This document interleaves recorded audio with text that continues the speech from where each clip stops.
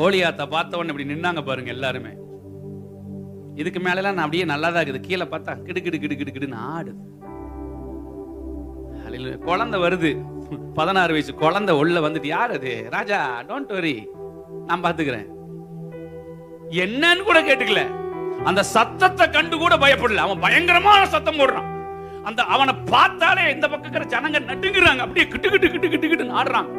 அவனை பார்த்தாலே அப்படியே சவுளுடைய கூட்டத்துக்கு ஒரு பெரிய கலக்கம் வருது.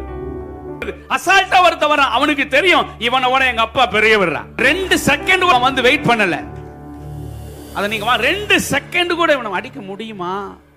நம்மனால ஆகும். ஆள் வேற ஒரு 9 அடி 10 அடி இருக்கிறானே, நம்ம வேற தினூண்டு இருக்கிறோமே. ஏய், எனக்குள்ள இருக்கிறவர் வானத்துக்கு பூமிக்கும் சொந்தக்காரர். எந்த பிரச்சனையும் நான் ஜெயிச்சு வெளியே வருவேன். எந்த பிரச்சனையும் ஜெயிச்சு நான் வெளியில வந்து மறுபடியும் ஜெயிப்பேன்.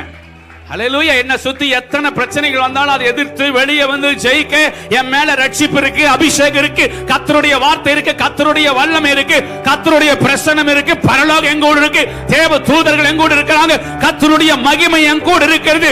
எந்த காரியத்தையும் ஜெயிச்சு என்னால வெளியே வர முடியும். அது ஸ்கூல்ல இருக்கலாம், காலேஜில் இருக்கலாம், வேலையில் இருக்கலாம், அது தொழிலா இருக்கலாம், பிசினஸா இருக்கலாம், அது என்னவா இருந்தாலும் அதை ஜெயிச்சு நான் வெளியில வருவேன்.